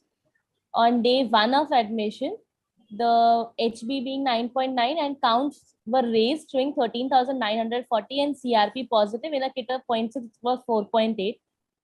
On day 7 of admission, the counts were still rising to 16,890. CRP showed a decreasing trend of 1.2. On day 14 of admission, the total counts again were 19,870 and CRP again rose to 9.6. And day 21 of admission, the total counts were decreased to 9,980 with a CRP of 1.2, which got decreased. Now, X-rays that we did on day 1 of admission and day 7 of admission, and this was on day 15 of admission, which showed loculated lesion, well-defined loculated lesion in right upper lobe. I think Dr. Yashika, keep Yes. these 3 plates of X-rays which you have brought in. Yes. I request one of the experts to interpret that how best we should do. You know, the interpretation of X-ray in pulmonology is another art which I think every general pediatrician should learn. So let us try to learn that how we should interpret this type of the X-ray. I think any of you, Dr. Sonia or Dr. Rashmi, you can take it, please. So the first X-ray, and another thing, important thing, just before we go to X-ray, I would like to ask, I suppose blood culture would have been sent for this patient, right, or not sent? Yes, ma'am. Okay. Ma'am, that came out no growth. Okay, no. So first X-ray, I would say goes to a well-loculated lesion, and there's a lot of opacity. So still, I would go with, and we cannot see clear-cut boundaries. So still, I would go with the loculated fusion only. Dr. Rashmi, would you agree, or do you think in a? Yeah, Dr. Sonia, actually, if you can see, that is probably in the middle zone. Middle and zone. It is totally occupying in the that it is starting from the periphery to the center. So Right. usually the loculated diffusion will not reach the mediastinum. So Hyson, that as you correctly There's some collection there, yeah, along so, the parenchyma. So yeah. So it is a homogeneous kind of mass, maybe consolidation, maybe early abscess, which has not kind of and early abscess is a possibility with the X-ray. Yeah. This X-ray. Or a kind of like hydrated cyst, because in hydrated cyst also you get this Absolutely. type of picture. So these three, the possibility, keeping the location and all those things, because effusion will not reach the kind of mediastinum. It is almost touching. Correct. I totally So take the right one, right cardiac border, you can tell. So these three will be the possibility. I think for the sake of student, both the expert brought out the very important point. Please remember, if you see the first X-ray, just in the right midzone, it showed the homogeneous opacity. But if you try to see, it is the well circumscribed, Yes. right? And I think for the differential diagnosis, of course, even in any, pneumonia remains the first. It is right. most common, and even it can present in this way.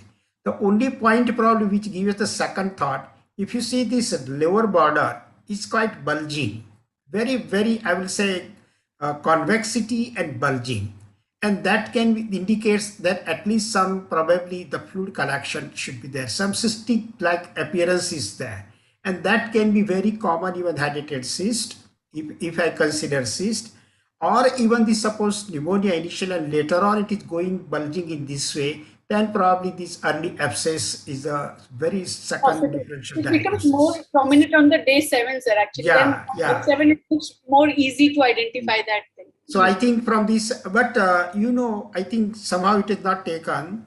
But what should be done to differentiate where this mass is there, opacity is there? If I want to know exactly, Yes, Yashika, what you should do? Location, for the location. Before sonography, I know that sonography would be the common answer from you, but I want another answer. Even X-ray. Lateral view. But Yes, should you do Rema? that? Lateral view can be done. Yes. Yeah. Yes. I'm sure that, and at least it is very lateral view somehow we are missing, which probably when we were students it was common because we didn't have the sonography. So that's why, as I said, it was a compulsion for us to learn that how you will define this opacity. And if you go for that, probably that will give the idea, is it really in pleura, lung parenchyma, or even sometimes outside the lungs also. Yes. This can be sometimes even some congenital malformation, and that can also give this type of the opacity. It not, I will say exactly, but some bronchogenic cyst, Yes, or even sir. the Yes, sir. duplication cyst. Yes. These are not so common, but yes, we'll have to keep in mind. Suppose if I fail to understand pneumonia and effusion, so that's the point which we should keep in mind. Sir, you are correct, sir. Bronchogenic cyst is a possibility also. Because that is the common site. Even Yes, the sir. anatomical, if you see, this bronchogenic cyst is a very common site at the right, particularly the parahilar region. Yes, sir. Can you take, sir, the now second X-ray? What does it show? And ultimately find, I think after the treatment they have shown last day. So actually there is no effusion in the first X-ray, in second and subsequent X-rays, and that reason actually I think another thing I'll tell, whenever we are kind of taking the X-ray, we are putting in the slide, we please do not like kind of enlarge it on both sides. You better enlarge it from the corners. So if you see the first and second X-ray, I think it was pulled or kind of pushed in either side. Right. So diagonally you have to, so that like everything increase proportionately. If you kind of dragging it down on a lower boundary, then on right side, so you may not increase it proportionately. So in that case, what will happen? Either it will look kind of totally overinflated. Yeah. If you are pressing it, it will look underinflated, something like that. So please do not do like that. So always, if you want to drag it, zoom it, always drag it from the corner. So that will proportionately increase the kind of image size. So in the second X-ray, so this lesion which was there, so it has actually, it is looking slightly bigger. I don't know, maybe because of that X-ray problem. And now we are getting more areas of breakdown actually. Okay, so that breakdown is more near to the mediastinum side, and to the pleural side, it is not a kind of, there is no breakdown. And again, there is no effusion also. And the trachea, you can see it is completely in the midline. And the left lung parenchyma is completely normal. There is no consolidation or no increase in infiltrates. And this mass is, whatever it is kind of aborting the pleura. So very difficult to tell from the X-ray whether it is arising from the pleura or from the mediastinum. But the point against arising from the mediastinum is that it is, if you see from the in the first X-ray, the right cardiac border, there is a gap. So it is not actually silhouetting. So if it is not silhouetting the right cardiac border, right mediastinal border, so that means it is appearing either from the parenchyma or from the pleura. Had it been arising from the mediastinum, then the mediastinum right margin could have been silhouetted. It could have been obscured. Instead, the pleural margin could have been better visualized.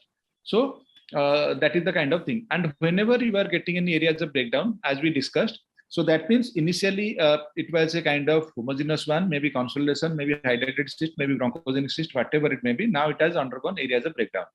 So whenever areas of breakdown appears, it always goes in favor of infection. Because the child was an antibiotic, you are getting areas of breakdown. Had it been any kind of solid mass, let's say any tumor also, so tumor will also not undergo breakdown. So this rules out that this is not a tumor, any kind of tumor, any kind of cyst. Okay, cyst will not break down unless it is infected. So whatever is there, it is infection. In the third X-ray, you find that it has totally kind of shrink down. Now there is hardly any rounded mass visible. So again, it goes in against any kind of cyst, because in cyst you will get a kind of once the content is cleared, you have treated the infection, the cyst wall should be visible. You will get a rounded shadow inside which nothing is there, but because you have cleared the infection. But here I am not able to see the rounded boundary, so I cannot tell. But we have to actively search for that, because whenever you are getting any kind of rounded mass, rounded pneumonia, and your upper and lower part are empty, probably there is some anatomical problem in that area. Otherwise, had it been any kind of pneumonia, it could have spread from above down. Why it will be localized to a particular segment? So that means there is maybe something. There may be, like I told, there may be bronchogenic cyst, or there may be something else, airway, like some problematic area may be there, which has got infected. Now it is totally clear.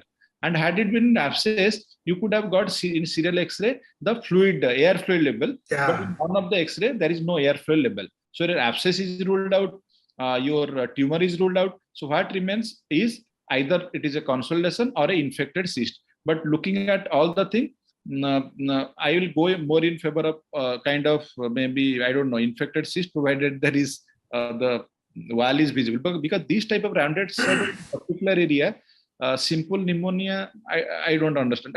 It may be like kind of, I'll not keep that to the first possibility. Initially, it looks like a round pneumonia, but later the way it has progressed. Yeah. So it may be some infected cystic lesion that might be there. But then, Dr. Rashmi, in the third X-ray, Yes. why there is totally clearance of that cystic? At least some evidence should be there. Yes, sir. Is it not so? Yes, sir. Actually, that X-ray is very small. That's why I'm not able to see. Okay. Suppose we are able to clearly, suppose there is Right. I agree. clear, then we can tell only pneumonia. But On the contrary, just I was going to give the compliment that I learned, and I will take care in my presentation, that whenever I go for the X-ray presentation, this is very important point what you said, that don't go for just elongation or just transverse, that whole picture will be get changed, totally distorted. Absolutely. At least I will take, I learned and I will take care in my presentations. Thank you very much. And you are right that it's very difficult to say from these small pictures exactly regarding the cavity or so. So, But just what I would like to mention, just experience also, that pneumonia is funny. Yes, sir. It presents even in different. I remember at least one case, Dr. Ashmi, in one of my rounds. Yes, sir. It was so classical, I will say sharply thymic shadow. Yes, sir. Absolutely, I will say what the cafe has shown various radiology book.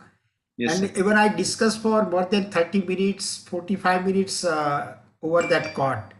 Yes, sir. After a few days, that total disappeared. It was pneumonia. Yes, And sir. pneumonia, that segmental pneumonia comes Yes. with the exact sharp margin, or Yes. sometimes even the rounded also. Yes, And sir. and Sir, therefore it's difficult. But I will say the way for thought should be right. There's a first cystic or something. sir, you Pneumonia are we can correct, keep sir. it last one. Sir, you are corrected. You are correct, sir. Sir, what happens? So there are fissures actually. Yeah. The normal tendency is that the body will try to localize the infection. So what happens when the infection will expand? So usually they don't cross these fissures. So the fissures will be bulging. That is Yeah. one of the important sign that will differentiate between a collapse and consolidation. In both cases, you will get homogeneous shadow, but you have to see the fissure. If the fissure is Yeah. bulging, like it is swelling, so Yeah, it is. absolutely. That is more of If the fissure is like this, it is kind of concave. Yeah. So then, And that gives us the impression of the some cystic swelling or lung abscess. It may yes, give the impression, but in the due course of time, when see that responded well and clearing up, then we learn that, oh, that was pneumonia was more likely. So I think that thought process we can keep in mind. sir, And for here all too, the some, child was quite healthy, nutrition was good, immunologically competent. So I think that's the reason that probably it didn't go for further complications. yes, sir. I So think, any round lesion, as you correctly told, first possibility is always pneumonia in our setting. Thank you very much. I think I'm sure the students must have learned a lot, but I learned personally many things. You can continue, Ashika, whatever you have further. Yes, sir. So this is the HRCT that we did on day 1 of illness and day 21 of illness. So in day 1 of illness, a well-defined lesion was seen. And on day 21 of illness, these went on decreasing. The size of the lesion decreased. Yeah. So the reports are, it was on day 1, 68 into 54 by 81 mm well-defined cavity with internal air fluid level, possibility of lung abscess, more likely over-infected bronchogenic cyst. On day 21. Yeah. Yes, sir. On day 21, it measured 24 into 26 into 40, and that was resolving lung abscess. I think, but in the first interpretation, last comment is important. And Yes. these very difficult to differentiate lung abscess or the infected bronchogenic cyst, and it may happen. So, to be very frank, why purposefully it reminded me in one of our patient, it turned out to be, but it was nearer to usually bronchogenic cyst is nearer to the hilum or the mediastinum, Yes. because it is originating from that site. But as Dr. Rashmi was explaining very nicely that it is away from the cellular to heart, then probably you are right. Anyway, but I think quite interesting. Anything else, Yashika? No, sir. No, sir. Okay, you can just stop sharing. Yes, sir. I think last comments from both the experts. Then we'll wind up. Sir, quickly, I will like to add 2 points. So Yes. why I was emphasizing on some kind of pathologies there? Because this rounded shadow usually localized. That means there is some like some cystic, almost 90% time we get some problem. So that's why I was emphasizing that the so much rounded, there is some underlying like hydrated or so infected hydrated or bronchogenic cyst. So, but to see the system margin, you need a better X-ray. That was not clear.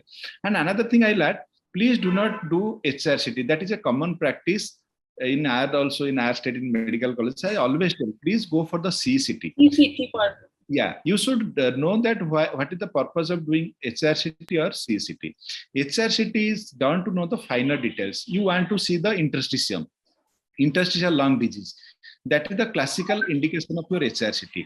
In HRCT, you don't give contrast actually, but majority of our patients, almost 90% are because of infection. Okay, so either there is something anatomical problem, it is infected, or it is a complicated pneumonia, or it is a kind of tuberculosis. So for all these, you need contrast because lymph nodes, everything will be better visualized with your contrast. Another point, if you want to see the vascular anatomy, as sir told, there is some problem. there is some your double aortic arch, whatever it may be. Once you are doing CCT, you are taking care of all these pathologies. So it is single, yes, same radiation exposure. You are trying to find out almost 95% pathologies. Only 5% left may be ILD, something that for which you require HRCT. So always go for CCT. And I'll tell another interesting thing. From the CCT also, the radiologists, they can make thinner section, and they can also generate this high resolution image, HRCT kind of thing. So always go for CCT in our setting. But if you're pretty sure that it is kind of interstitial lung disease, like post-infectious bronchiolitis obliterans, something like that, you are pretty sure there is no other sign, then directly go for HRCT. But it is always better to go for CCT chest. Thank you very much. I think good point. Dr. Sonia, anything would you like to add? Sir, yeah, it was a nice case, and I would like to ask Dr. Yashika. So, according to you, it is a primary lung abscess or a secondary lung abscess? Ma'am, it is a primary lung abscess.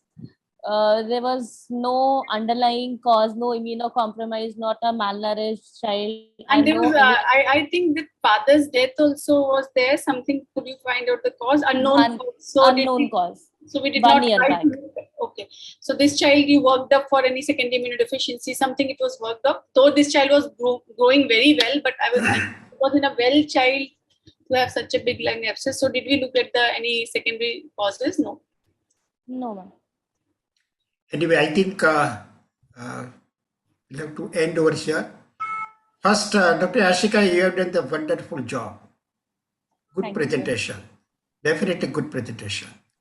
And I should give the best compliments to Dr. Jankana for selection of the good case. You know, I think they even not many points was there in this particular case.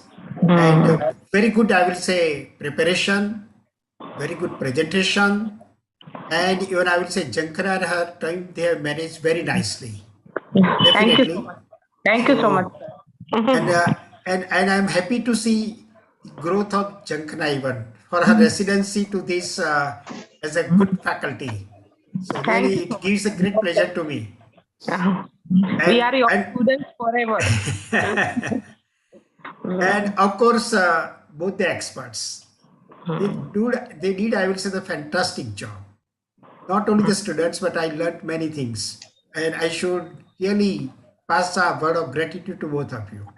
Thank you very much. And you have done really the good learning for us.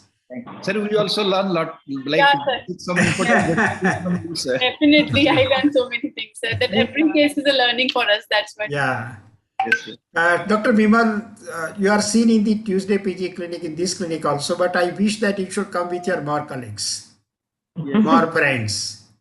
And I think initially they will be reluctant, but once I'm sure that they are interested, then they will develop the interest that yes, this is the good learning. It happens so. I will say the student always the initially reluctance is there, hesitancy is there. Even you may remain present, but you will keep your video off so that at least you are not seen.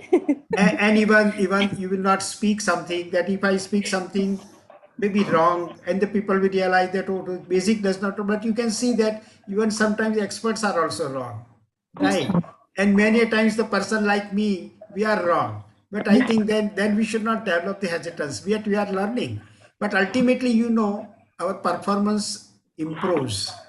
I will say improves the work to the patient and its outcome. And for that reason, this is the only exercise which can keep us updated. I will say no any other. Of course, reading will give the information that will increase your knowledge. But you know how, and you know that every time what Nelson has mentioned, that of the presentation is not there in the clinical practice. That can be learnt only in the ward. That even the simple pneumonia can present in a different ways, difficult to understand. Many times I feel that malaria I'm learning from many years, but this was simple due to malaria. It happens so. So I think there should not be any hesitation to the students, and many times to the examiners when they are there with me, I tell them that what we are discussing is after 40 years, and they have not completed 40 months also. So I think they are better than what we were. Always, I think, and that examiner should also keep in mind that what they are discussing after 3 years is more important than after so many years what we are discussing. So in that way, I will appreciate all the students also for their participation. And once again, even the Yashika and her mentor, Dr. Jankana, our experts, and of course, Dr. Nihal, who is working hard for this particular show, that at least in the clinic, it should be maintained. And our President and Secretary of Gujarat State Branch, we have thought of regarding this clinic, so that at least we are meeting together and learning every Saturday. Thank you very much. Over to you, Dr. Nehal. Thank you so much, sir. It's always a very good learning experience whenever we have a PG case presentation. I personally learn so much from you, the basics, from experts, the advances, and it's a nice experience. Jankna, personally, I can tell her Jankna. So Jankna, she has really worked hard, and Yashika has worked hard. Both have done a very nice preparation. Sir told in this presentation that the teacher should not answer. But I tell you frankly, sir, whenever you are asking a question, even though I am muted, I am answering. That's good. It's a temptation. It's always a temptation whenever you ask the question. And no, I said teacher should answer, but once the students are responding, because students should be given the first, I will say, opportunity. Yes, so that they can interact. Students are always there to correct them. Always there, I will say, interactions are important. So thank you very much. Thank you so much. I thank both the all the students. Thank you. Thank you. I thank Bye-bye. Thank you, sir. Thank you, ma'am. Thank you, Rashmi sir. Thank you, Sonia ma'am. Thank you. So, Batul, you can close the session now. Thank you, ma'am. Thank you. Thank you, sir.